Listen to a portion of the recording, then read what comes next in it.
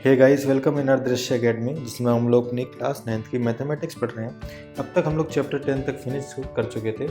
आज हम लोग एक नया चैप्टर स्टार्ट करेंगे, चैप्टर नंबर 12, जिसका नाम है हीरोन्स फॉर्मूला।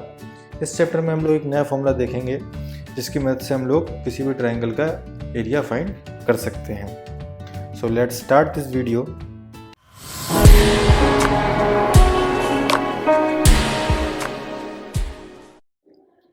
अब तक के हमने अपनी पिछली क्लासेस में बहुत तरीके के शेप्स देखे, जैसे square, rectangle, triangle and quadrilateral. In shapes का हम लोगों ने देखा कि कैसे हम लोग एक का एरिया निकालें, कैसे हम लोग इनका पेरीमीटर्स निकालें। जैसे स्क्वायर का पेरीमीटर निकाल सकते हैं, रेक्टेंगल का पेरीमीटर निकालना सीखा हम लोगों ने, सर्कल का इस पेरीमीटर और एरिया निकालना सीखा। इन सारी चीज़ों के हमने एरिया और पेरीमीटर निकालना सीखे। तो हमें इस फॉर्मूले की ज़रूरत कहाँ पड़ी जो कि हीरोन्स ने हमें दिया। तो इस चैप्टर में हम लोग वही देखने जा रहे हैं। तो जैसा कि हमने एक एक्टिविटी करी थी, जैसे आपकी क्लास है, एक रेक्टेंगल क्लास है। तो उस रेक्टेंगल क्लास में क्या है कि एक साइड दे रखी है उसने 10 मीटर और एक साइड दे रखी है उसने 8 मीटर। तो इसका हमें पेरीमीटर निकालने के लिए क्या करना है, सिंपल 2l + b। l क्या है, ये है, और b क्या है, 8 मीटर ये है। तो इसमें कुछ नहीं करना, 2 10 + 8 = हो गया 36 मीटर। ये क्या है, पेरीमीटर है। हाँ, पेरीमीटर और एरिया में की जो यूनिट होती है वो डिफरेंट होती है। तो पेरीमीटर में क्या है कि मीटर रहेगा और एरिया में क्या हो जाएगा, मीटर स्क्वायर। अगर यूनिट सेंटीमीटर में तो सेंटीमीटर स्क्वायर, अगर यूनिट किलोमीटर में तो किलोमीटर स्क्वायर। किसी भी एरिया का जो यूनिट होगी वो स्क्वायर में होगी। तो हम लोगों ने पिछली क्लासेस में जैसे किसी ट्राइंगल का एरिया निकालना होता था तो हम लोगों ने एक फॉर्मूला पढ़ा था, area of a triangle = half base into height. तो ये जो फॉर्मूला होता है ये हम लोग आसानी से लगा सकते हैं किसी भी राइट एंगल ट्राइंगल पे। जैसा कि फिगर 12.1 में देखें, एक राइट एंगल ट्राइंगल है ABC, जो कि राइट एंगल बना रहा है C पे। ठीक है, तो इसमें हम लोग क्या कर सकते हैं कि हाफ बेस इंटू हाइट वाला फॉर्मूला लगा सकते हैं इस एरिया का ट्राइंगल निकालने के लिए।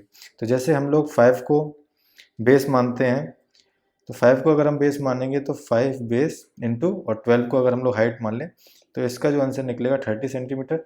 उसी तरीके से हम लोग क्या कर सकते हैं, 12 को बेस मान सकते हैं और 5 को हाइट मान सकते हैं। इससे भी क्या निकलेगा, आंसर सेम निकलेगा। ठीक है, सेम उसी तरीके से अगर हम यही फॉर्मूला एक इक्विलैटरल ट्रायंगल में लगाएं, जैसे कि फिगर 12.2 में देखें आप, तो इक्विलैटरल ट्रायंगल में भी हम ये फॉर्मूला लगा सकते हैं। कैसे लगा सकते हैं कि कोई भी एक ट्रायंगल है PQR, ठीक है, जो कि जिसकी साइड है 10 सेंटीमीटर की।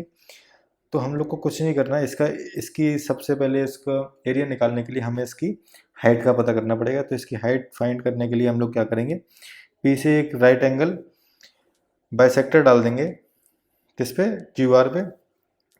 तो ये बाइसेक्टर है, तो ये लाइन QM और QMR बराबर होंगी, तो इसका मतलब QM जो होगी वो 5 सेंटीमीटर की होगी। ठीक है, तो अब हम लोग को राइट एंगल ट्रायंगल मिल गया PQM। ठीक है, PQM राइट एंगल ट्रायंगल मिल गया हमको।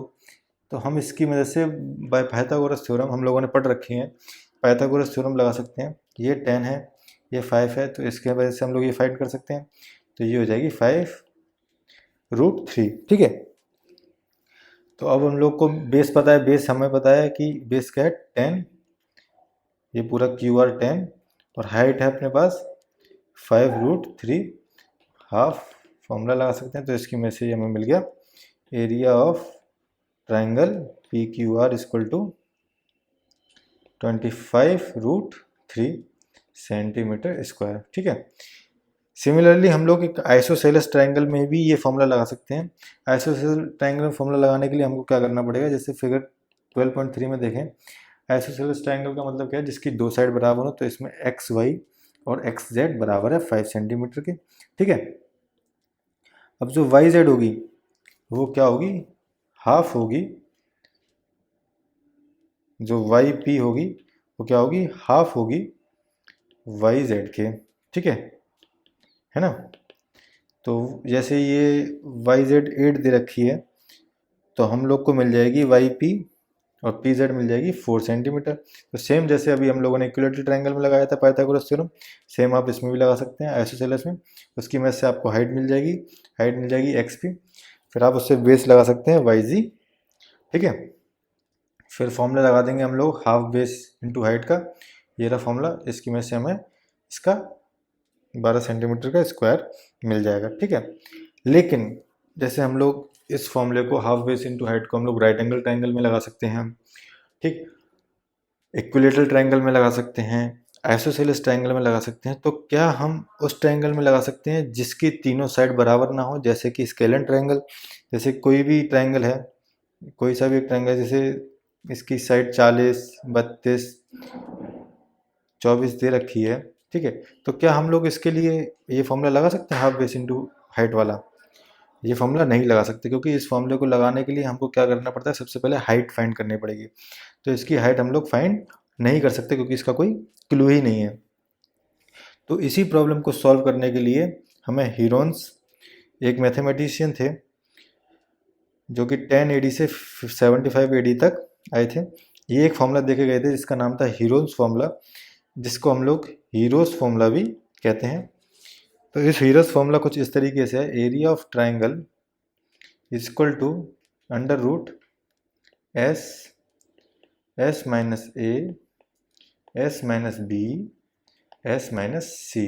इसमें जो ए बी सी है, ये क्या है, साइड्स ऑफ ट्राइंगल, ठीक है।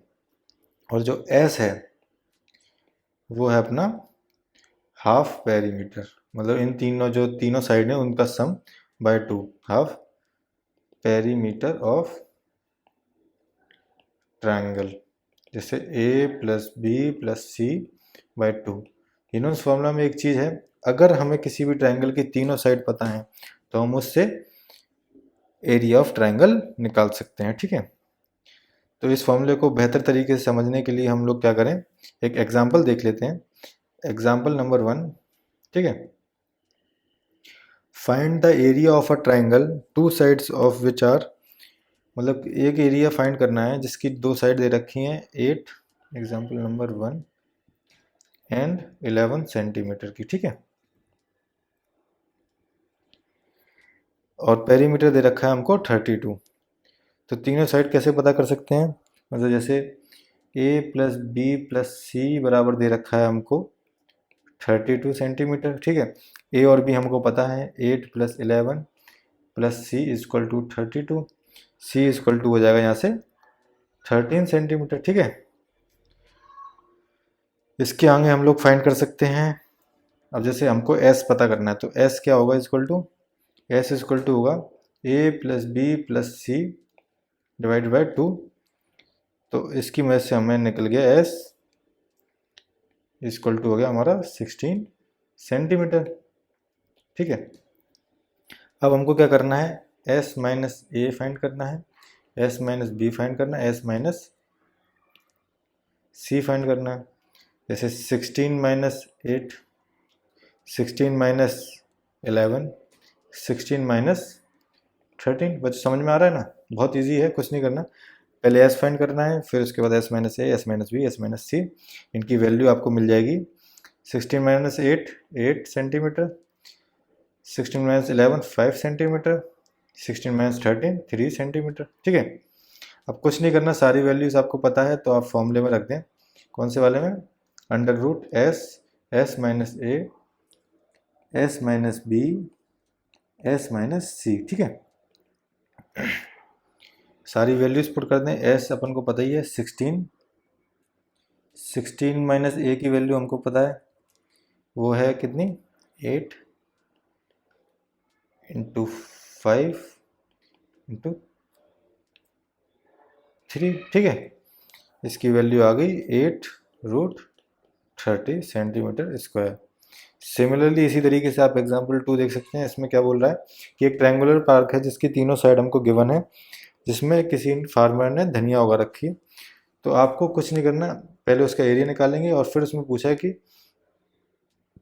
रेट है कि 20 पर metre, leaving scale 3 metre wide है, तो आपको कुछ नहीं करना, 3 मीटर से माइनस कर देना है 250 में से, जो भी आपका एरिया निकल के आए, ठीक है, और फिर उसको इंटू कर देंगे उसके पेरीमीटर से, ठीक है।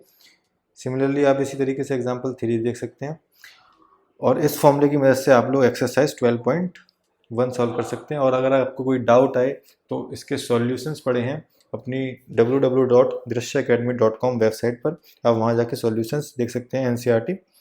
और अगर फिर भी समझ में ना आए तो आप मुझे मेल कर सकते हैं हमारी drishyaacademy@gmail.com पे, आप वहाँ पर ये क्वेश्चंस पूछ सकते हैं।